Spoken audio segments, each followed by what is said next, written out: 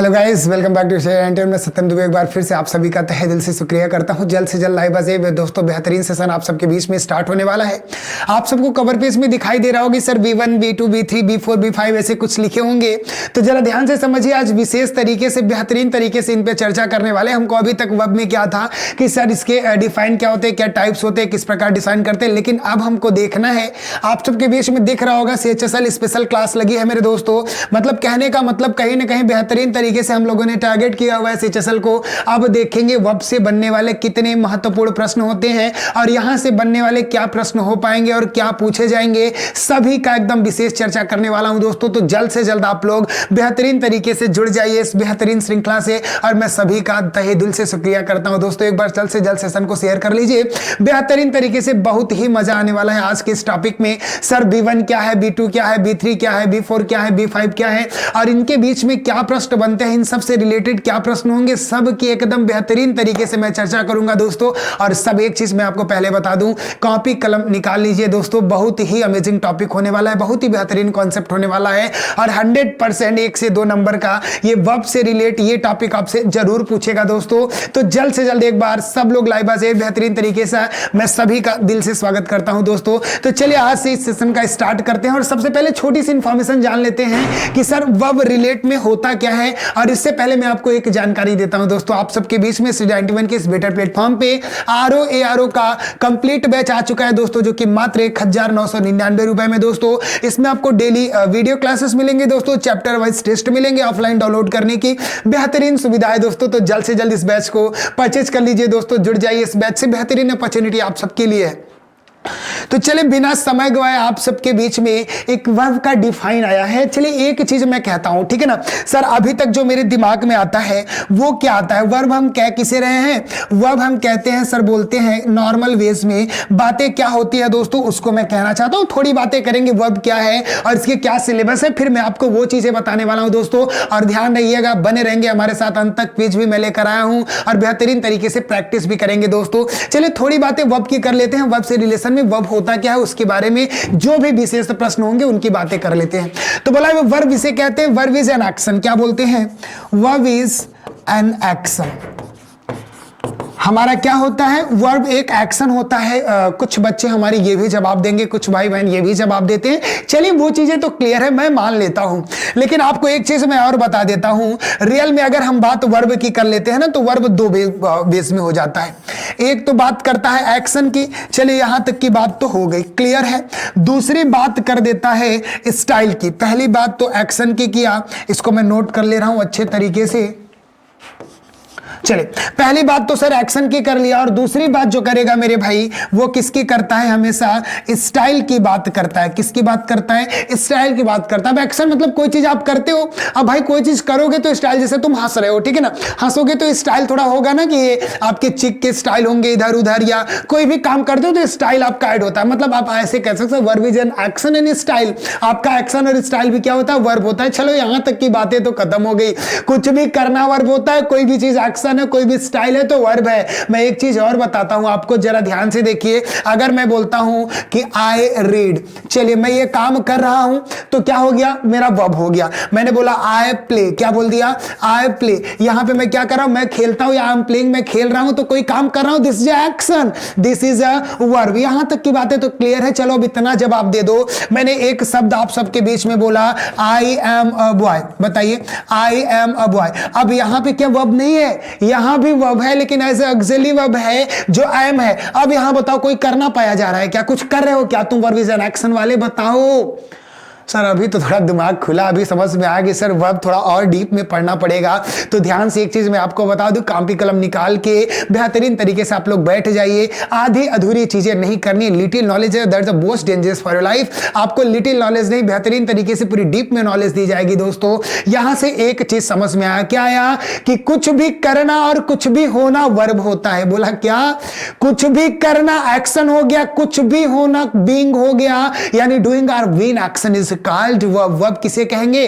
कुछ भी करना और कुछ भी होना को हम क्या कहते हैं? वर्ब कहते हैं। दोस्तों ध्यान से आपको अब ये डेफिनेशन बेहतरीन तरीके से एक उम्र के बाद ना कॉम्पिटिटिव लेवल में जा रहे, बोर्ड एग्जाम की कॉपी नहीं लिखनी है तो अच्छे तरीके से नोट कर लो। बोला क्या? The word that stands for, एक ऐसा शब्द होता है जो कि किसके लिए स्टैंड होता है? Doing or being action. Note करिए, doing or being something it's called verb. Verb किसे कहेंगे? A word that stand for doing or being something, कुछ भी होना या कुछ भी करने के लिए हम क्या करते हैं? एक शब्द का इस्तेमाल करते हैं जिसे हम क्या कहेंगे? वर्ब कहेंगे। दोस्तों उम्मीद करता हूं अच्छे तरीके से आप समझ गए होंगे। यहां मैंने बात किया तो यहां क्या हुआ? डूइंग, हम क्या कर रहे हैं? पढ़ाई कर रहे हैं या तो हम क्या कर रहे हैं? खेल रहे हैं। लेकिन यहां मैंने बोला कि मैं एक लड़का हूं। क्या बोला मेरे भाई? मैं एक लड़का हूं। तो यहां पे आपको क्या दिख रहा है? बीइंग पाया जा रहा है। तो कहीं ना कहीं ये भी तो कहीं ना कहीं कुछ हुआ भी इसमें शामिल हुआ है, जैसे एम शामिल हुआ है। तो आप समझिए कुछ भी करना और कुछ भी होना किस श्रेणी में आता है? सिर्फ वर्ब की श्रेणी में आता है। बेहतरीन तरीके से उच्च क्वालिटी कह लीजिए, आप कह लीजिए कि एक नॉट चिरपुटिया, आप समझ रहे हो, चिरपुटिया नहीं, बेहतरीन तरीके से आपको ये डिफिनेशन आपके दिमाग में होना चाहिए। Not verb is an action, बात कह के खत्म कर दिया। वर्ब इज एन एक्शन और स्टाइल, यहां तक की बातें आपको खत्म नहीं करनी होगी। दोस्तों उम्मीद करता हूं अच्छे तरीके से वर्ब के बारे में आपने जान लिया। आगे देखते हैं, कुछ इसके टाइप्स की बात करेंगे। देखो वर्ब दो हो गए, अभी तो दिमाग में आया सर, ठीक है, अभी तक की बातें मैंने की। तो वर्ब दो प्रकार के हो गए। पहला बोला कि एक हो जाता है मेरे भाई मेन वर्ब। क्या हो जाता है? एक मेन वर्ब हो जाता है और दूसरा आपका क्या हो जाता है? ऑक्सिलरी वर्ब हो जाता है। चलिए एक चीज और मैं बताता हूं, यही मैं बात करता हूं एचबी की, आपको सुने होंगे, बहुत ज्यादा प्रचलित होता है सर हेल्पिंग वर्ब। क्या होता है? Helping verb. अब यहां अगर मैं बात करूं तो मेन वर्ब आपका क्या होता है? मेन वर्ब आपका डूइंग होता है मेरे दोस्त। और मैं बात करता हूं ऑक्सिलरी और हेल्पिंग की, तो ये हमारा क्या होता है? बीइंग होता है। दोस्तों एक काम करो, कॉपी कलम निकालो यार, बहुत ही बेहतरीन तरीके से और एकदम फ्रेश चीजें वर्ब के बारे में बता रहा हूं। एक काम करो, पहले स्क्रीनशॉट ले लो, फिर मैं डिस्क्राइब करता हूं। पहले आप लोग स्क्रीनशॉट ले लीजिए। चलिए सर यहां तक की बातें क्लियर हो गई कि एक डूइंग हो गया, दूसरा बीइंग हो गया। अब डूइंग के रिश्तेदार कौन से हो गए? आप सबके बीच में। बीइंग के रिश्तेदार कौन है? आप सबके बीच में। और सर यही मेरा बीइंग एक्शन ऑक्सिलरी और हेल्पिंग दोनों होता है। इस बात को आप लोग दिमाग में डाल लीजिए। अभी मैं बताता हूं ऑक्सिलरी हेल्पिंग कहने का अर्थ क्या होगा, कहने का मतलब क्या, इन दोनों में अंतर क्या है, सारी चीजें विशेष तरीके से डिस्क्राइब करूंगा। दोस्तों पहले आप अच्छे तरीके से इनको नोट कर लीजिए। जब मेन वर्ब की बात करते हैं, जैसे कोई भी चीज करना तो मेन वर्ब भी तो होता है ना। आई प्ले खेलता हूं तो प्ले आपका मेन वर्ब है, प्ले के फॉर्म बनते हैं। मेन वर्ब वही होता है जिसके हम फॉर्म बनाएंगे। अब बोला play, played, played, playing, place बनता है ना मेरे भाई। तो बताए कुछ भी करना हमारे मेन वर्ब हो गए। मेन वर्ब के कौन कौन से पार्ट है नोट करिए। ट्रांसिटिव वर्ब होते हैं, इंट्रांसिटिव वर्ब होते हैं। बी में आप देखेंगे रेगुलर होते हैं और इरेगुलर होते हैं। सी में आप देखेंगे फिनाइट होंगे और नॉन फिनाइट होंगे। दोस्तों अच्छे तरीके से इनको आप नोट कर लीजिए। This is a part of main verb and the main verb that a part of doing action. Doing को भी बोलते हैं और बीइंग को भी, दोनों को ओवरऑल क्या बोलते हैं? हम दोनों को ओवरऑल हम वर्ब बोलते हैं। दोस्तों इस बात को पहले नोट कर लीजिए। सबको मैं अलग अलग पढ़ाऊंगा। पहले वर्ब के बारे में मैं बताऊंगा आपको B1 से लेकर B5 तक की विशेष क्या चीजें होने वाली, यानी आप समझ लेंगे डूइंग एक्शन की बात मैं इस सेशन में करने वाला हूं एकदम शानदार तरीके से। दोस्तों तो एक बार यार सेशन को लाइक कर दो यार, कंजूसी ना किया करो, और बेहतरीन तरीके से शेयर भी कर लेंगे। दोस्तों और एक चीज मैं आपको बताता हूं, ध्यान से एक बात समझना है आपको। सर ये तो हमारे डूइंग एक्शन हो गए। जब बीइंग एक्शन की बात करते हैं दोस्तों तो ऑक्सिलरी और हेल्पिंग, सर ऑक्सिलरी क्या होता है, हेल्पिंग क्या होता है, विशेष चर्चा होगी, बने रहिए, मैं बात बताता हूं। अब बोला सर ये इनके तीन पार्ट हो जाते हैं। पहला होता है प्रिंसिपल, दूसरा मोडाल्स होता है, फिर आपका सेमी मोडाल्स होता है। ध्यान रखिएगा, आपकी जानकारी के लिए मैं बता दूं कि ये ओवरऑल कितने होते हैं? 24 होते हैं। कौन कौन से होते हैं? 24 होते हैं। और आपकी ये 11 होती है प्रिंसिपल, आपकी ये 10 होती है मेरे भाई, और आपकी सेमी मोडाल्स आपकी 3 होती है। जैसे आपको पता है is, am, are, was, were, has, have, had, do, does, did हमारी क्या होती है? प्रिंसिपल होती है। Can, could, may, might, shall, should, will, would, are, to, रेन, जितना मैंने बताया ये हमारे मोडाल्स होते हैं। जो 3 बचे होते हैं वो हमारे सेमी मोडाल्स होते हैं। सबकी मैंने विस्तृत चर्चा की है दोस्तों। लेकिन यहां मैं एक चीज आपको बता दूं कि देखिए ये हमारे सिलेबस होते हैं और यहां किस प्रकार हम पढ़ेंगे। अभी तो मैं जो बातें करूंगा वो एग्जाम में डायरेक्ट क्या पूछ लेता है, सर पूछता है B1, B2, B3, B4 और B5 इनसे बनने वाले सभी बेहतरीन तरीके से कॉन्सेप्ट हम सीखना स्टार्ट करेंगे दोस्तों, और एग्जाम में बहुत ही महत्वपूर्ण होने वाला है, वो चीजें मैं करने वाला हूं। इससे पहले ये चीजें आप समझ लीजिए, डूइंग और बीइंग तो आपको समझ में आएगा, उम्मीद करता हूं वर्ब को आप अच्छे तरीके से समझ चुके होंगे। चलिए यहां मैं बात करता हूं what is the difference between auxiliary and helping verb. Sir auxiliary verb helping verb में क्या अंतर है, वो सारी बातें मैं करने वाला हूं दोस्तों। चलो दो सेंटेंस लिखते हैं, या वर्ड्स कलर, आज तो कलर बढ़िया आ गया हम सबके बीच में ना।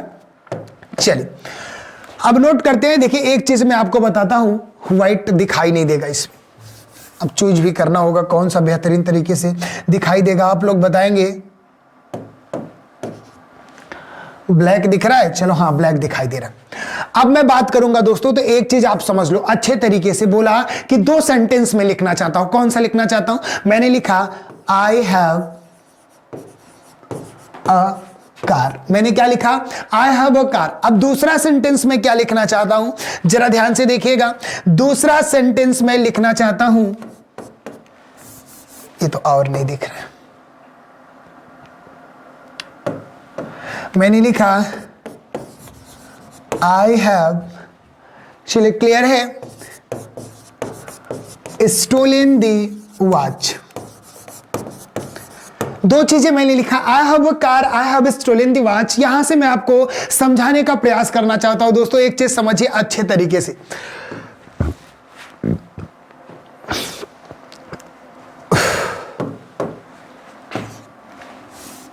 चलिए रेड आपको समझ में आएगा। बोला sir I have a car, I have stolen the watch, ये चीजें मैं आपको बोल दिया, तो बोलिए यहां पे जो हैव लिखा है ये कहीं ना कहीं आपका क्या है, और ये जो हैव लिखा है दोनों कहीं ना कहीं आपका कुछ और हो सकता है। दोनों जगह तो मैंने क्या लिखा, हैव लिखा। जरा आप लोग बता दीजिए जल्द से जल्द, सर ऊपर वाला हैव क्या और नीचे वाला क्या हैव है, जवाब दे दीजिए। आप सभी के जवाब का मुझे इंतजार रहेगा, फिर आपको यहां बेहतरीन कॉन्सेप्ट में देने वाला हूं दोस्तों। पहले इस जवाब को आप बताइए जल्द से जल्द क्या होगा। चलिए हाँ मैं आपको एक चीज बताना चाहता हूं, जब इस हैव की बात करेंगे तो इसको हम बच्चा कहेंगे ऑक्सिलरी वर्ब है, और इस हैव की बात कहेंगे तो इसको हम कहेंगे मेरे भाई हेल्पिंग वर्ब है। सभी मैंने बोला सभी प्रिंसिपल को, किसको मैंने बोला, सभी प्रिंसिपल जितने भी ऑक्सिलरी वर्ब हैं सब हमारे क्या होते हैं, हेल्पिंग वर्ब होते हैं। सीधा सीधा आप कह लीजिए is, am, are, was, were, has, have, had, do, does, did, सब हमारे प्रिंसिपल ऑक्सिलरी वर्ब भी हैं और सब हमारे हेल्पिंग वर्ब भी हैं। सर ये कैसे, नाम कब बदलता है वो तरीका आप समझो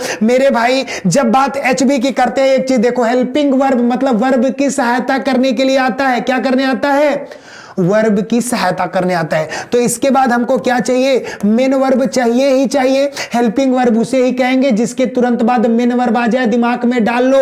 अब ऑक्सिलरी वर्ब किसे कहेंगे, चलो दिमाग में डालो, जिसके बाद क्या आ जाए, कोई नाउन आ जाए, उसको हम क्या कह देते हैं, ऑक्सिलरी वर्ब कह देते हैं। बताओ इस हैव के बाद कार आ गया जो कि नाउन आ गया, तो इसका नाम क्या हो जाएगा, ऑक्सिलरी वर्ब। और इस हैव के बाद बताओ स्टोल, स्टील का फॉर्म है, स्टोलन मतलब ये कहीं ना कहीं मेन वर्ब है, तो इसका नाम क्या हो गया, आपका हेल्पिंग वर्ब हो गया। नीचे वाला है हेल्पिंग वर्ब, ऊपर वाला ऑक्सिलरी वर्ब। अगर मैं लिख देता हूं आई एम अ बॉय, क्या लिख दिया, आई एम अ बॉय, तो आप बताइए एम के बाद सर ये बॉय आया नाउन, तो कहीं ना कहीं ये एम हमारा क्या है, ऑक्सिलरी वर्ब हो गया। अगर मैं बोल देता हूं आई एम प्लेइंग, क्या मैंने बोल दिया, आई एम प्लेइंग, तो आप बताइए ये एम किस प्रकार काम कर रहा है, सर ये एम अब क्या हो गया, हेल्पिंग वर्ब के जैसा काम कर रहा है। क्यों, क्योंकि इसके बाद प्ले का मेन वर्ब का फॉर्म आया है। उम्मीद करता हूं दोस्तों सारे फॉर्म आप अच्छे तरीके से समझ गए होंगे दोस्तों। चलिए अब सबसे बेहतरीन तरीके से जिसके लिए हम आप लोग आज इकट्ठा हुए वो बातें मैं करने वाला हूं कि सर क्या होते हैं, मुख्य कॉन्सेप्ट क्या होता है B1 से लेकर B5 तक का, और एग्जाम में हमसे डायरेक्ट पूछेगा क्या, वो विशेष चर्चा हम आप सबके बीच में करने वाले हैं दोस्तों। तो चलिए लिखते हैं, कुछ कॉन्सेप्ट लिखते हैं, यहां पे आप नोट कर लेंगे। चलिए इसको अच्छे तरीके से आप नोट कर लीजिए, बेहतरीन कॉन्सेप्ट मैं आपको देने वाला हूं। चलिए B1 नोट करिए, B2 नोट करिए, B3 और B4 और B5। चलिए क्लियर दिख नहीं रहा है आपको ये वाला,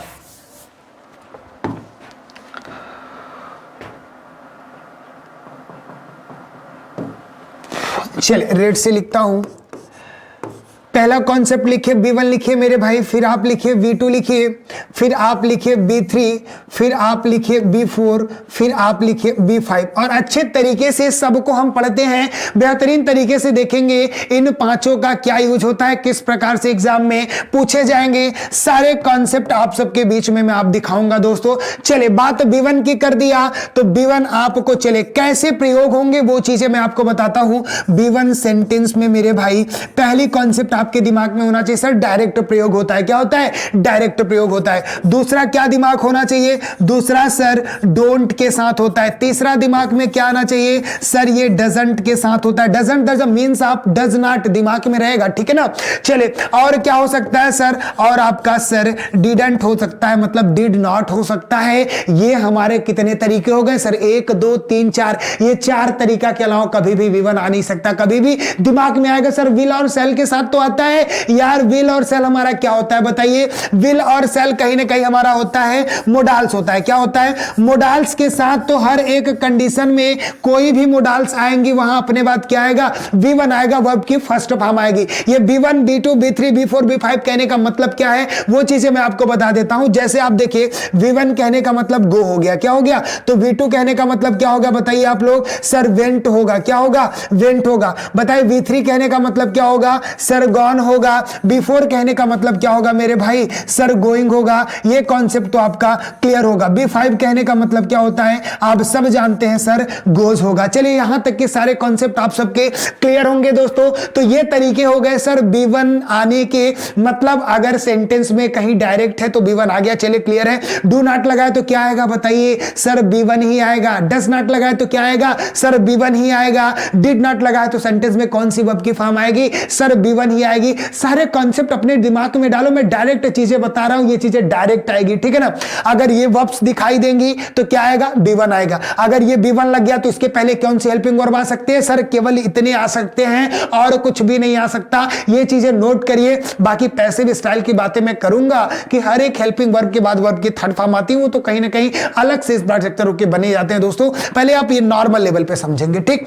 अब बात V2 की कर दिया, तो V2 के लिए आप जानेंगे सर B2 सेंटेंस में क्या होता है? डायरेक्ट आता है। और एक चीज आपको पता है, चलिए मैं अभी पॉजिटिव नेगेटिव सब विशेष बातें करने वाला हूं कि B2 सर क्या होगा? डायरेक्ट आएगा। बात B3 की कर लेंगे बेटा, तो आप सबको पता है कि B3 बिना हैज के, किसके बेटा?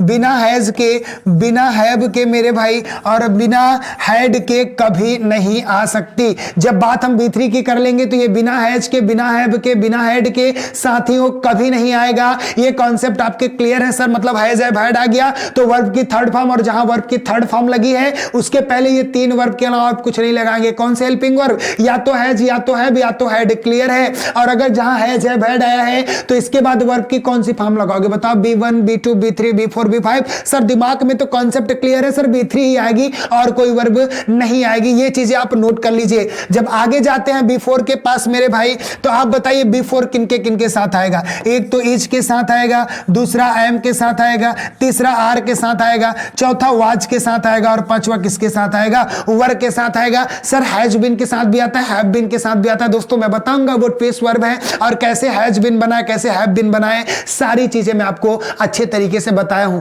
यहां अगर बात कर दूंगा कोई भी मोडाल सर बिल और सेल के साथ B1 आता है तो उनको मैं बता दूं आपके टेंस कितने होते हैं? केवल 2 प्रकार के, प्रेजेंट और पास्ट होते हैं मेरे भाई। टाइम आपकी 3 प्रकार की होती है, प्रेजेंट, पास्ट और फ्यूचर होती है। चलिए थोड़ा डिस्टर्ब भी हो गया सर, ये क्या कह रहे हैं 2 प्रकार के टेंस होते हैं। मैंने बोला ना कि मेरा जो बैकग्राउंड रहा है वो रिसर्च रहा है दोस्तों। जाके टाइम एंड टेंस को अच्छे तरीके से पढ़ो। प्लेलिस्ट में मैंने 11 लेक्चर बेहतरीन तरीके से 11 से 12 लेक्चर की, मतलब 12 घंटे की क्लास दी है दोस्तों। मतलब आपको अच्छे तरीके से समझ में आएगा टेंस का उद्गम क्या है, कैसे टेंस बनाए जाते हैं, बेहतरीन तरीके से बखूबी चर्चा किया है दोस्तों। जाके आप नोट्स बना लीजिएगा। और इससे पहले मैं अगर बात कर दूं सर गोइंग किसके किसके साथ आएगा, मतलब B4 किसके साथ आएगा? जहां is am are was were अगर लगे होंगे हेल्पिंग वर्ब के लिए, इसके बाद नाउन भी आता है लेकिन केवल वहां चर्चा वर्ब की जा रही है। अगर ये हमारे is am are was were लगे हैं तो इनके बाद कौन सी वर्ब आएगी? सर B4 आएगी। और जहां B4 दिख गई उसके पहले कौन सी वर्ब आएगी बताओ? इज आ सकती है, एम आ सकती है, आर आ सकती है, वाज आ सकती है, बना सकती है। यहां तक ये चीजें तो क्लियर हो गई। सर ये इज एम आर किसके लिए होंगी? प्रेजेंट के लिए। वाज वर किसके लिए होंगी?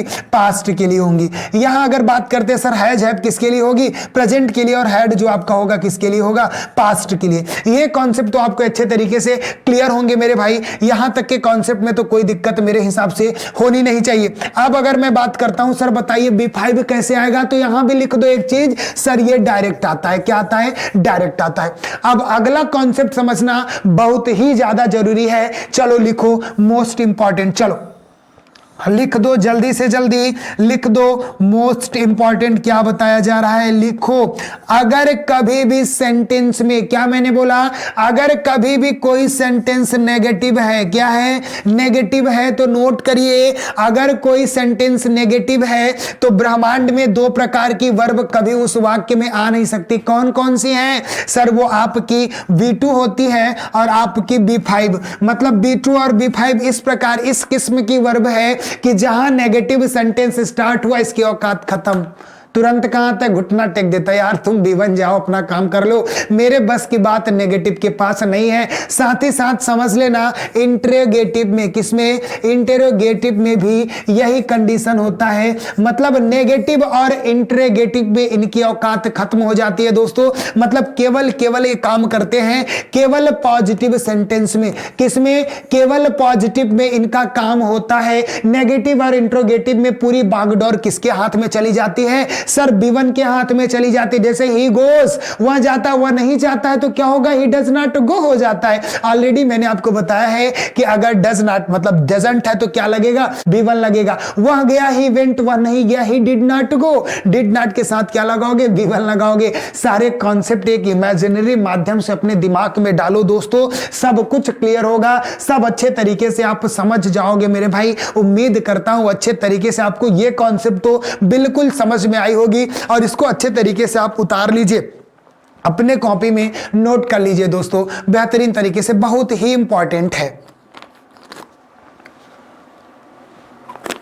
नोट कर लेंगे इसको अच्छे तरीके से आप लोग।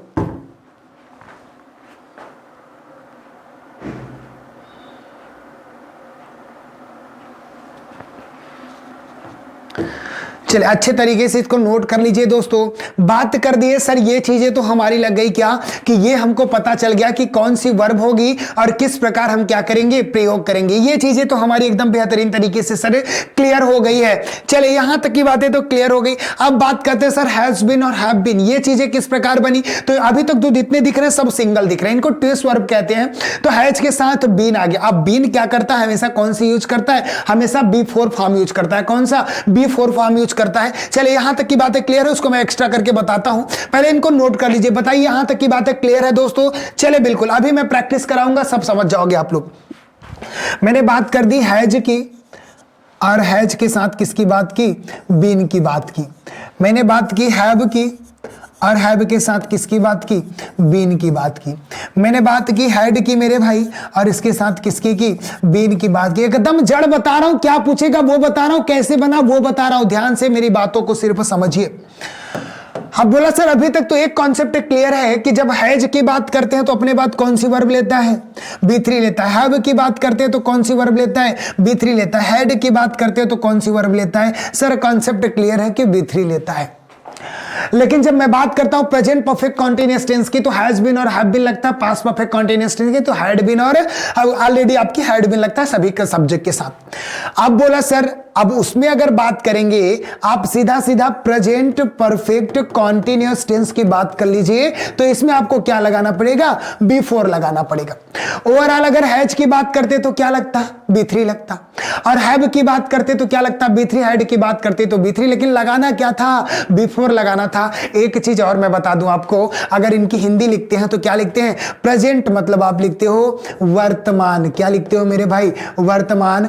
परफेक्ट कहने का मतलब हो जाता है मेरे भाई पूर्ण होता है। कॉन्टिन्यूअस कहने का मतलब होता है लगातार। बहुत ही अंदर की बात बता रहा हूं, अच्छे तरीके से मेरी बातों को समझिए। टेंस मतलब तो आपको पता ही है, काल। चलिए एक चीज मैं आपसे पूछना चाहता हूं, जरा बता के दिखाओ। बोला वर्तमान पूर्ण लगातार काल, मतलब वर्तमान में जो चीजें पूर्ण हो गई तो लगातार किस लिए बोल रहा है भाई? अब दिमाग में अरे यार अभी तक तो मैं ये हेडिंग पढ़ा था लेकिन सोचा क्यों नहीं। वर्तमान में जो काम पूर्ण हो गया तो लगातार क्या है, यही चीज मुझे बताओ। वर्तमान पूर्ण लगातार काल कहने का मतलब क्या, मैं ऑलरेडी डिस्टर्ब हो चुका हूं। बताओ वर्तमान पूर्ण एक बार पूर्ण हो गया तो लगातार किसके लिए है? कोई एक जवाब देकर दिखाओ। जितने लाइव हैं जल्द से जल्द जवाब दीजिए मेरे भाई, और देखते हैं कौन सी भाई कौन सी बहन इसका एकदम परफेक्ट जवाब देता है। जल्द से जल्द जवाब दीजिए, आपके जवाब का मुझे इंतजार रहेगा दोस्तों। बताइए जल्द से जल्द, जल्द से जल्द बताएंगे आप लोग।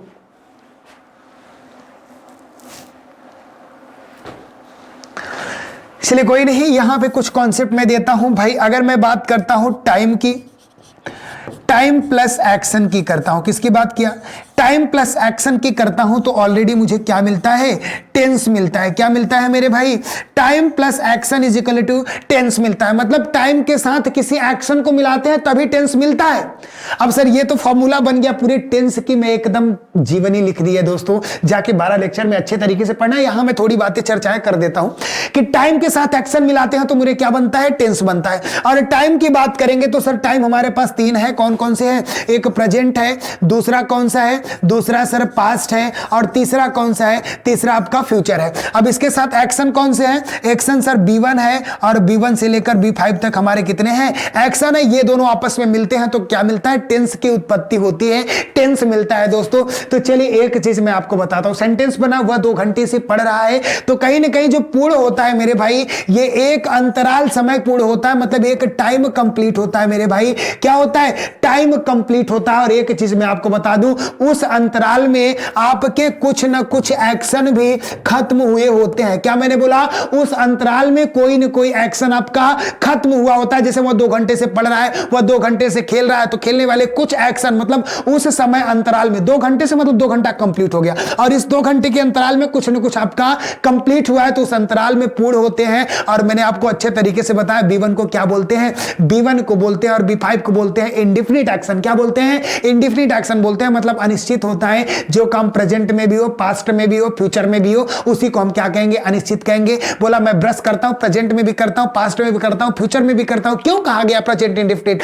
सारी चीजें आपके बीच में है, अच्छे तरीके से सोचेंगे आपको मिल जाएगा दोस्तों। सबकी चर्चाएं मैंने की है, जितने भी एक्सेप्शन है, जो चीजें आप नहीं सोचते हो मैं सोचने पे मजबूर किया हूं, जाके जरूर पढ़ना, ठीक है ना। यहां मैं अगर चर्चाएं कर रहा हूं दोस्तों तो उस समय अंतराल में कुछ ना कुछ काम कंप्लीट हुए होंगे। और B3 को हम क्या कहते हैं मेरे भाई? B3 और B2 को कहते हैं फिनिश एक्शन। अगर जहां B2 और B3 लग गया मेरे भाई, समझ लेना कि आपने कोई ना कोई काम यहां पे कंप्लीट किया, कुछ ना कुछ आपका कंप्लीट है। और B3 के साथ क्या लगते हैं? हैज और हैड लगते हैं। मतलब ये हैज लग गया, और ये हैव लग गया, और ये हैड लग गया। इनके बाद में एक इनके बारे में एक चीज मैं बताना चाहता हूं। इनकी जो सबसे बड़ी सच्चाई है, ये कोई ना कोई चीज कंप्लीट को शो करते हैं। किसको शो करते हैं? कोई ना कोई चीज कंप्लीट को दिखाने आते हैं, इनका यही काम होता है। अब हैज लग गया तो समझ में आ गया कुछ ना कुछ कंप्लीट हुआ है, कुछ अंतराल कंप्लीट हुआ है।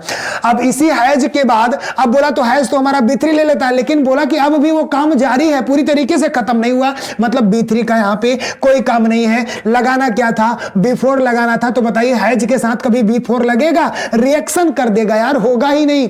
अब क्या करते हैं? इसके बाद हमको बीन ऐड करना पड़ता है, और बीन पूरी तरीके से B4 ऑब्जर्व कर लेता है, B4 ऑब्जर्व कर लेता है। बीन के बाद आप एक्शन लगा देते हो। देखो क्रियाशील किस प्रकार होंगी, जो चीजें हैं मेरे भाई, एक चीज समझो, जो चीज आप यहां कर रहे हो इसके पहले वाले से इसका पूरा प्रभाव होता है। बीन की बात करेंगे, बीन आपकी B4 ऑब्जर्व करता है अच्छे तरीके से। इस प्रकार से ट्विस्ट वर्ब, ये क्या होते हैं? हमारे ट्विस्ट वर्ब होते हैं दोस्तों, नोट कर लेंगे। ट्विस्ट वर्ब इस प्रकार से उत्पन्न होते हैं मेरे भाई। क्लियर है? आप अच्छे तरीके से समझ लीजिए, नोट कर लीजिएगा, कॉपी कलम निकाल लीजिए, और बेहतरीन तरीके से पूरी चर्चाएं अगर आप देखना चाहते हैं दोस्तों तो जाके टेंस की पूरी क्लास देख लीजिएगा। मैंने 12 से 13 लगभग 11 से 12 घंटे की क्लास दी है मेरे भाई, अच्छे तरीके से आप इसको नोट कर सकते हैं। चलिए इसको नोट कर लीजिए, फिर बेहतरीन क्विज भी आपके बीच में मैं कराने वाला हूं, थोड़ी बहुत चर्चाएं करने के बाद दोस्तों इसको नोट कर लीजिए। चलिए गुड। एक बात मैं आपको कर देना चाहता हूं, जरा ध्यान से देखिएगा। बात B1 की किया, बात B2 की किया, बात B3 की किया, बात B4 की किया, बात B5 की किया। दोस्तों एक चीज मैं आपको यहां बताना चाहता था, वो चीजें आप देख लो। बात अगर B1 और B5 की कर देते हैं, किसकी? B1 और B5 की कह देते हैं दोस्तों, तो इसको हम कहते हैं, पहली बात तो इंडेफिनिट एक्शन कहते हैं। क्या कहते हैं? पहली बात तो इंडेफिनिट एक्शन कहते हैं। दूसरी बात इसके लिए क्या कही जाती है, इसी को हम हैबिचुअल एक्शन भी कहते हैं। कॉपी कलम निकालो और लिखो मेरे साथ, इसी को हम कौन सा एक्शन कहते हैं, हैबिचुअल एक्शन भी कहते हैं। अब ये चीजें क्यों कही जाती है भाई, इसको अनिश्चित कह के क्यों कह देते हैं, बोला वहां जाता है तुरंत बता दिया सर ही गोज, वहां नहीं जाता ही डज नॉट गो कह देते, आई गो मैं जाता हूं, मैं विद्यालय जाता हूं, आई गो टू स्कूल। मैंने बोला चलिए ये सब तो चीजें प्रेजेंट में जितने भी काम होते हैं सब अनिश्चित होते हैं मेरे भाई। आपको भी अगर मैं कह दूं कोई एक सेंटेंस बता दो, एक सेंटेंस बता दो जो प्रेजेंट इंडेफिनिट का निश्चित लगे आपको, मैं जाता हूं, मैं पढ़ता हूं, मैं उठता हूं, मैं बैठता हूं, मैं खेलता हूं, सब तो निश्चित है। लेकिन प्रेजेंट इंडेफिनिट कहां के, वर्तमान अनिश्चित कहां, क्यों, क्योंकि प्रेजेंट इंडेफिनिट बनेगा क्यों, कैसे बनता है मेरे भाई बताओ। प्रेजेंट इंडेफिनिट बनता है सब्जेक्ट प्लस B1 या तो B5 लेता है प्लस अदर वर्ड लेता है, यही चीजें लेता है। तो यानी अगर मैं टेंस की बात कर देता हूं तो टाइम होता है, टाइम के साथ एक्शन होता है, यही तो भाई टेंस बनने की भूमिका यही तो लेते हैं, यही हमारी ग्राफ होती है, टाइम प्लस एक्शन। तो टाइम हमारा प्रेजेंट का हो गया और एक्शन क्या लगाते हैं, B1 या B5 लगाते हैं, तो टाइम हमारा प्रेजेंट हो गया, प्रेजेंट इंडेफिनिट टेंस बन गया। भाई सारी चीजें तो एक ग्राफ के माध्यम से आप समझ रहे हो ना यार, कुछ हिंदी वाला दिमाग अभी मत लगाओ मेरे भाई, ठीक है ना। बाप बाप होता है, बेटा बेटा होता है, उसको दूर रखो, अभी अलग रखो। चलिए ये चीजें तो क्लियर हो गई सर। यहां तो मैं मान लिया क्यों इसको अनिश्चित कह दिए कि जो काम हम प्रेजेंट में भी करेंगे, पास्ट में भी करेंगे, फ्यूचर में भी करेंगे, वो हमारा कहीं ना कहीं समय को अनिश्चितता दिखा रहा है, समय इंडेफिनिट है दोस्तों, इसलिए हम क्या कहते हैं, इंडेफिनिट एक्शन कहते हैं। हैबिचुअल क्योंकि ये कि मेरी हैबिट, मैंने बोला कि मैं सुबह ब्रश करता हूं तो ये हैबिट मेरी प्रेजेंट में भी है, पास्ट में भी है मेरे भाई, और फ्यूचर में भी रहेगी। इस बात के लिए हैबिचुअल एक्शन भी कहा जाता है। किसको किसको, B1 और B5 को कहा जाता है। चलिए ये बात नोट कर लीजिएगा। अगर मैं बोला मैं पढ़ रहा हूं तो आई वाज रीडिंग नहीं बोल सकते, प्रेजेंट में मैंने अगर एक्शन कंटिन्यू किया है तो प्रेजेंट कंटिन्यूअस ही होगा, इस बात को दिमाग में डाल लो। चलिए यहां तक की बातें तो क्लियर हो गई। अब अगर मैं बात B2 की कर दूं, केवल स्पेशल B2 की बात कर दूं, तो B2 और B3 की, किसकी, B2 और B3 की बात करूंगा दोस्तों, तो इनको हम कहते हैं फिनिश एक्शन। क्या कहते हैं, फिनिश एक्शन। फिनिश एक्शन कहने का मतलब दूसरा इनका नाम क्या हो जाएगा, आप समझ जाएंगे तुरंत, कंप्लीट एक्शन। कंप्लीट एक्शन कहने से तीसरा आप समझ जाएंगे परफेक्ट एक्शन। क्या हो जाएगा, परफेक्ट एक्शन। तो क्लियर कहने का मतलब वाक्य में, सेंटेंस में कोई चीज अगर खत्म हो गया, कंप्लीट हो गया, तभी या B2 लगाओगे या B3 लगाओगे। क्लियर है, दिमाग में डाल लो। सर कैसे, बोला कि वह पढ़ लिया, पढ़ने वाला काम खत्म कर लिया, मैं पढ़ चुका हूं, मैंने पढ़ने वाला काम खत्म कर लिया। काम खत्म हो जाएगा तभी B2 लगाओगे, तभी B3 लगाओगे। सर ये चीजें तो आपने बता दिया, कहां B2 लगाएंगे, कहां B3 लगाएंगे, मैजिक ट्रिक सीखो जो मैं बता रहा हूं। ब्रह्मांड में अगर कोई सेंटेंस लिखते हो तो आपको जरूरत किसकी पड़ती है, आपको जरूरत पड़ेगी है की, हूं की, हो की, या तो पड़ेगी था की, या तो थी की, या तो थे की, या तो पड़ेगी गा की, या गी की पड़ेगी, या गे की पड़ेगी। इसको नोट करो। मैंने बोला बाप बाप होता है, बेटा बेटा बोलता है, जरूरत पड़ेगी, ठीक है ना। अरे यार इसीलिए मैं बोलता हूं यार, काहे क्या डर है, अंग्रेजी से तुम लोग डर रहे हो यार, इंग्लिश से डरोगे मेरे भाई, बिल्कुल नहीं डरना है, अच्छे तरीके से मेरे साथ आप पढ़ाई करिए।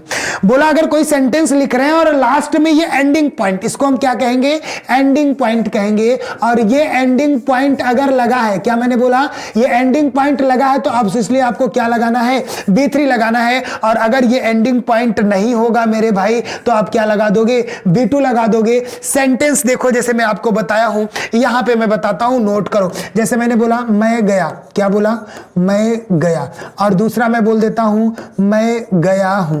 चलो थोड़ी बातें मैं बता देता हूं, बाकी बस डिस्क्राइब अच्छे तरीके से किया हूं, देख लेना। मैं गया, बताओ एंडिंग पॉइंट कुछ लास्ट में है। हाँ, कोई भी सेंटेंस अगर आपको मिल जाता है एंडिंग पॉइंट नहीं है तो आंख मूंद के B2 लगाओगे। क्या लगाओगे, B2 लगाओगे, मतलब सर पास्ट इंडेफिनिट है। दिमाग में डाल लो, if there is a non ending point there is a past indefinite, always हमेशा यही सत्य होगा। इसको नोट कर लो, एक चीज जो बताऊं हर जगह काम करेगा, दिमाग में डाल लो। अब मैं गया तो सीधा सीधा B2 लगा दो, आई वेंट कर दो, क्या लगा दिया, B2। अब बताओ इसमें लास्ट में, इसमें भी ऊपर में भी जाने वाला काम खत्म हो गया, नीचे में भी खत्म हो गया, दोनों में एक्शन तो फिनिश है। देखो दोनों में एक्शन आपके क्या है, फिनिश है। अब यहां पे एंडिंग पॉइंट लग गया तो आप क्या कर दोगे, B3 लगा देना है। तो आई के साथ B3 लगाओगे, B3 के पहले आपको क्या चाहिए, हैव चाहिए, तो आप क्या कर दिए, आई हैव गॉन। अच्छे तरीके से आपने यहां देख लिया किस प्रकार से आप डिस्क्राइब करते हो, ठीक है ना। चलो आप बोला सर टेंस कैसे बनाएंगे? Tense time plus action plus equal to tense बनता है। टाइम मैं मानता हूं प्रेजेंट का हो गया, अब एक्शन मैंने B3 लगा दिया है, तो आप टेंस बता दो भाई। टाइम प्रेजेंट हो गया, इसको हम कहेंगे परफेक्ट टेंस। प्रेजेंट परफेक्ट लास्ट में टेंस बन गया, प्रेजेंट परफेक्ट टेंस। एकदम ग्राफ से समझाऊंगा, डिस्टर्ब नहीं होना है आपको। चलो आप बोला सर बिफोर क्या होता है? बिफोर को हम कहते हैं कंटिन्यू एक्शन। क्या कहते हैं मेरे भाई? बिफोर को कहेंगे कंटिन्यू एक्शन। जहां पे काम आपके कंटिन्यू रहेंगे वहां पे बिफोर लगता ही लगता है, भले प्रेजेंट में हो, पास्ट में, फ्यूचर में आपने थॉट किया तब भी। मैंने बोला मैं पढ़ रहा था, पढ़ने वाला काम कंटिन्यू था, मैं पढ़ रहा हूं, पढ़ने वाला काम कंटिन्यू, तो आप क्या करोगे? बिफोर लगाओगे। सत्य है, दिमाग में डाल लो अच्छे तरीके से, ठीक है ना सर? इसको क्या कहेंगे? Continue action. B5 तो आपको पता है सर इंडेफिनिट कहते हैं, मतलब बेहतरीन तरीके से सारी चीजें डिस्क्राइब हो चुकी हैं आपके बीच में, सब के बारे में आप अच्छे तरीके से जान गए हैं। कब कौन सी वर्ब आएगी तो इसके पहले कौन सी हेल्पिंग वर्ब लगेगी, या कौन सी हेल्पिंग वर्ब आए तो इसके बाद कौन सी वर्ब लगेगी, बेहतरीन तरीके से आपको समझ में आएगा मेरे दोस्त। एक बार थंब इंप्रेस कर दीजिए और चलिए चलते हैं बेहतरीन क्विज के साथ, और जल्दी जल्दी से बेहतरीन तरीके से सभी क्विज के अच्छे तरीके से आसान तरीके से करेंगे दोस्तों। और आप सबके बीच में पहला क्विज आप सबके बीच में हाजिर है दोस्तों, और जल्द से जल्द इसका आंसर देंगे। बोला पहला प्रश्न है दोस्तों, जल्द से जल्द बताइए। पहला प्रश्न बोला कि Ram has a new book, आगे बोला कि बाय लिखा है, तो बॉय लिख दिया। देखो ये सब हमारे टाइपिस्ट बड़े डिस्टर्ब टाइप के हैं। ये बाय लिखा है ना मेरे भाई, तो बाय लिखा, उसके बाद बॉट लिखा, अब यहां पे बॉयज लिखा है, बॉयज नहीं लिखा है। चलो आप बताओ इन तीनों में आप क्या कह सकते हो? जल्द से जल्द बताना है कि तीनों में आपको क्या जवाब देना है। देखते हैं कौन सबसे पहले जवाब देता है। आपके जवाब का इंतजार रहेगा मेरे दोस्त। जल्द से जल्द इस प्रश्न का जवाब दो। कॉन्सेप्ट क्लियर होंगे तो जवाब आप दे पाओगे दोस्तों। कॉपी कलम निकाल लीजिएगा, सारे कॉन्सेप्ट पीछे का जरूर आप नोट करेंगे। चलिए इसको बताइए। आप सबके बीच में लिखा है राम है, उसके बाद अ न्यू बुक लिखा है मेरे भाई। आप बताइए जल्द से जल्द, आप बाई लगाएंगे, बॉट लगाएंगे या बाईस लगाएंगे, क्या लगा सकते हैं बताइए? बाईस लगाए तो मतलब ये मेरा B5 हो गया। बॉट लिखा है तो क्या हो गया? ये आपका B2 हो गया है, या आपका B3 भी तो होता है सर, दोनों हो जाता है। चलो मैं लिख देता हूं, बाई आपका B1 होता है मेरे भाई। यहां पे आपको हैज लगा है, हैज B1 लेता है सर, नहीं लेता। हैज B2 लेता है सर, नहीं लेता।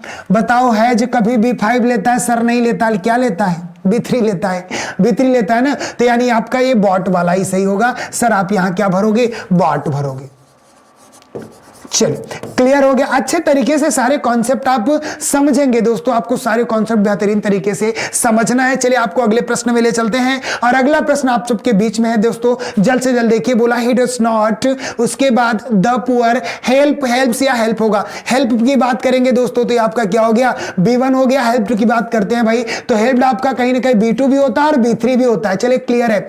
अब हेल्प्स की बात करते हैं तो हमारा क्या होता है? B5 होता है। B2 के लिए एक चीज बताया था कि ये हमेशा डायरेक्ट आता है। क्या आता है? डायरेक्ट आता है, मतलब इधर कोई हेल्पिंग वर्ब नहीं होना चाहिए, जबकि डज नॉट था तो B2 तो आपका हो नहीं सकता। अब इसको हम समझेंगे क्या है हमारा? B3 लिखा गया है। B5 की बात करेंगे तो बताओ डज नॉट के साथ B5 आता है। पहली चीजें क्लियर है कि अगर नेगेटिव सेंटेंस है तो एक B2 और दूसरा B5 कभी भी नहीं आ सकता। नेगेटिव और किसमें नहीं आता? इंट्रोगेटिव में कभी भी ये B2 B5 नहीं आती। किसके पास चली जाती है सर? B1 के पास चली जाती है। वैसे भी आपका क्लियर है, डायरेक्ट या तो डू नॉट के साथ या डज नॉट के साथ या डिड नॉट के साथ क्या आता है? दिमाग में डालो सर, B1 आता है। चलो हेल्प लगा के आगे बढ़ जाओ। कोई चीजें समझनी नहीं है, क्या लिखा है, कैसे लिखा, कोई मतलब नहीं। कॉन्सेप्ट क्लियर रखना दोस्तों, इस तरीके से मैजिक तरीके से आपको करना है। चलिए इससे पहले मैं आपको बता दूं दोस्तों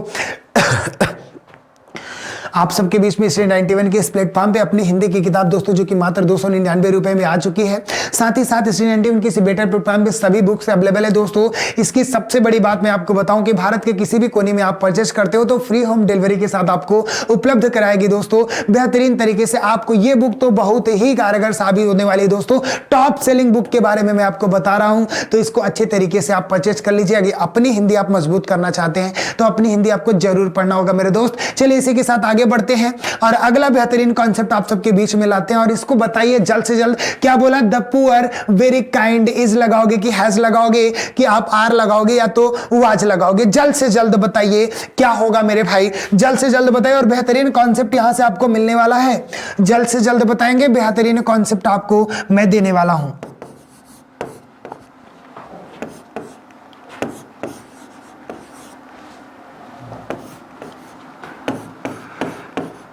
चलिए यहां मैंने एक चीज लिखा कि कोई भी एडजेक्टिव है मेरे भाई और उसके पहले अगर आर्टिकल द लग जाता है तो ध्यान से आप समझेंगे कि ओवरऑल मेरा क्या बन जाता है, प्लूरल बन जाता है। और आगे कौन सी वर्ब लेगा, प्लूरल वर्ब लेगा। जैसे मैंने पुअर लिखा, क्या लिखा मैंने, पुअर लिखा, मैंने रिच लिखा, ठीक है ना, मैंने ऑनेस्ट लिखा।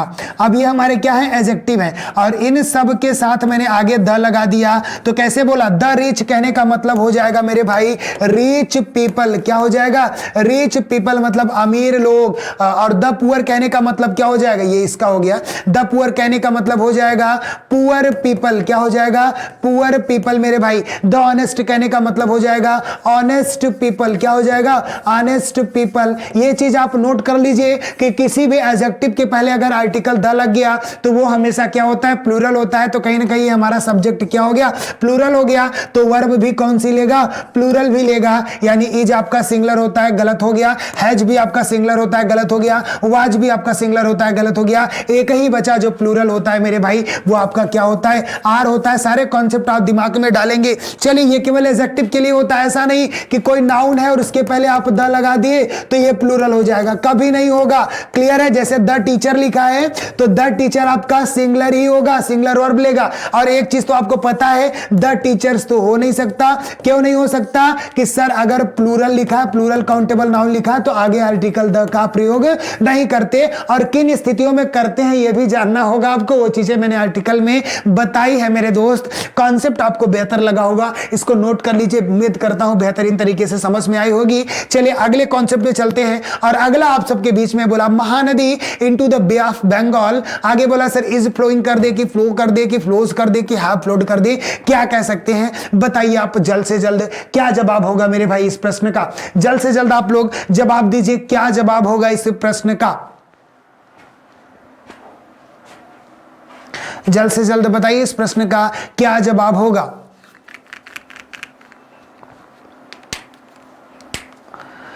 चलिए बोला Mahanadi into the bay of Bengal. अगर मैं बात करता हूं इज फ्लोइंग तो Mahanadi into the bay of Bengal में क्या करे, बह रही है। ये चीजें तो क्लियर हो गया। फ्लो बोलते हैं तो हो गया, फ्लोज बोलते हैं तो इज फ्लोइंग की बात किया तो आपको क्लियर है। कंटिन्यू एक्शन, फ्लो की बात करते हैं तो सर B1 है, फ्लोज की बात करते हैं तो B5 है, हैव फ्लोड की बात करते हैं तो ये हमारा B3 है और ये हमारा कहीं ना कहीं B4 है। एक चीज मैं आपको बता दूं कि अगर मैं B1 की बात करता हूं, किसकी बात करता हूं, B1 की बात करता हूं तो ये हमारा क्या होता है, प्लूरल होता है। और ये कौन से सब्जेक्ट के साथ लगेगा, जो सब्जेक्ट हमारे प्लूरल होंगे। जब मैं B5 की बात करते हैं तो B5 मेरे भाई क्या होता है, सिंगुलर होता है। और कौन से सब्जेक्ट के साथ लगते हैं, सिंगुलर सब्जेक्ट के साथ लगेंगे। किस सब्जेक्ट के साथ लगेंगे, जो सब्जेक्ट होगा हमारा क्या होना चाहिए, सिंगुलर होना चाहिए मेरे भाई। ये कॉन्सेप्ट तो क्लियर है। जैसे मैं बात करूंगा, अगर आई लिखा तो आई प्लूरल है, आई के साथ आप गो लगाओगे, ही सिंगुलर है, ही के साथ आप क्या लगाओगे, गो। सर ये क्या बता रहे हैं, सारे कॉन्सेप्ट तो क्लियर है। चलिए एक बार जो नहीं जानते उनके लिए भी मैं बता देता हूं, नोट कर लीजिए। अब बोला सर यहां मैं बोलता हूं, बहुत से बच्चों का जवाब आ गया होगा कि सर B5 लगेगा, फ्लोस होगा। उनसे मैं एक चीज पूछना चाहता हूं, भाई इज फ्लोइंग भी तो मैं कर सकता हूं, महानदी बह रही है, ये भी चीजें तो मैं कर सकता हूं। लेकिन बोला कि सर नहीं, फ्लोज ही होगा। तो जितने फ्लोज जवाब दिए मैं उनसे बोलना चाहता हूं कि मैं अगर B4 इज फ्लोइंग दूंगा तो किस प्रकार से गलत हूं। महानदी देखो हमारा क्या होगा, सिंगुलर होगा, किसी का नाम है तो आप समझ लीजिए हैव के साथ तो आ नहीं सकता, ये भी गलत हो गया। फ्लो हमारा B1 होता है जो कि प्लूरल होता है। दो चीजें आपकी गायब हो गई, बची आपकी इज फ्लोइंग और आपके फ्लोज बची। क्या,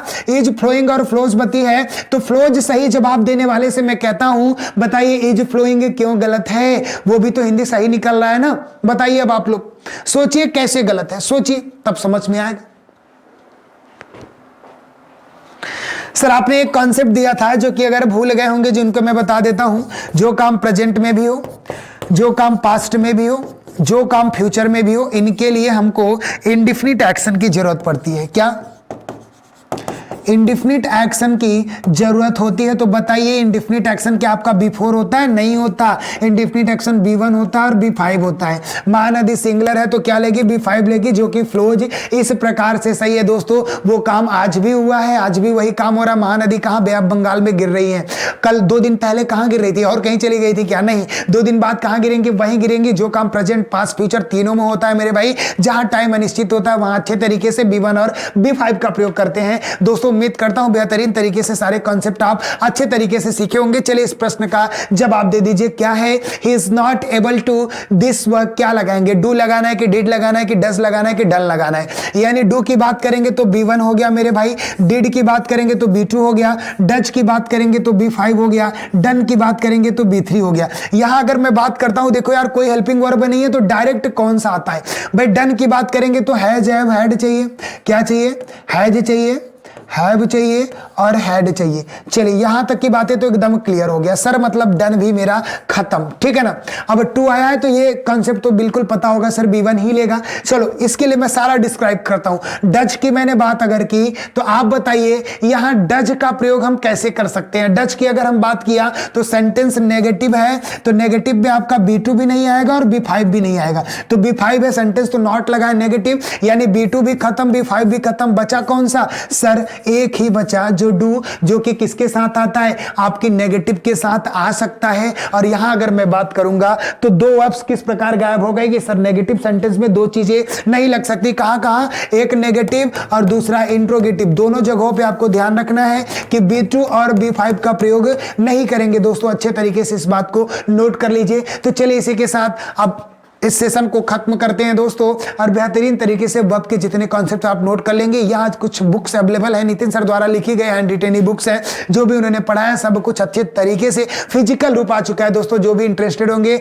जल्द से जल्द परचेज कर सकते हैं। इसमें बात करें तो प्राचीन इतिहास की दोस्तों, मध्यकालीन इतिहास, आधुनिक इतिहास, सामान्य हिंदी, इंडियन ज्योग्राफी, भारतीय राज्य व्यवस्था, बायोलॉजी, केमिस्ट्री और फिजिक्स की बुक अवेलेबल है दोस्तों। जो भी इंटरेस्टेड होंगे साथ ही वो जल्द से जल्द परचेज कर सकते हैं। अगला कवर पेज थैंक यू दिखा दोस्तों, मतलब आप लोगों से विदा चाहते हैं दोस्तों। और एक चीज मैं आपको बता दूं कि अच्छे तरीके से ये सारे कॉन्सेप्ट आपके क्लियर हो गए, और यहां से 1 से 2 नंबर का जरूर पूछेगा दोस्तों। आप जाके एनालिसिस कर लीजिएगा किस प्रकार से अब जो कठिन तरीका लगता था कितने आसान तरीके से हम इसको सॉल्व कर सकते हैं दोस्तों। बेहतरीन तरीके से सारे क्विज सॉल्व करिएगा। एक चीज तो मैंने बता दिया है ना कि if you have any query in the section of English I am always ready for you. मैं हमेशा आप सबके लिए उपलब्ध हूं दोस्तों। बेहतरीन तरीके से सारे कॉन्सेप्ट आपको मैं दूंगा। तो चले मिलते हैं कल की क्लास में बेहतरीन तरीके से नए जोश के साथ दोस्तों। तब तक के लिए आप स्वस्थ रहिए, मस्त रहिए, खिलखिलाते रहिए और रजाई में घुसकर पढ़ते रहिए। स्टडी 91 का परिवार आपके साथ बिल्कुल रहेगा दोस्तों। तो जय हिंद।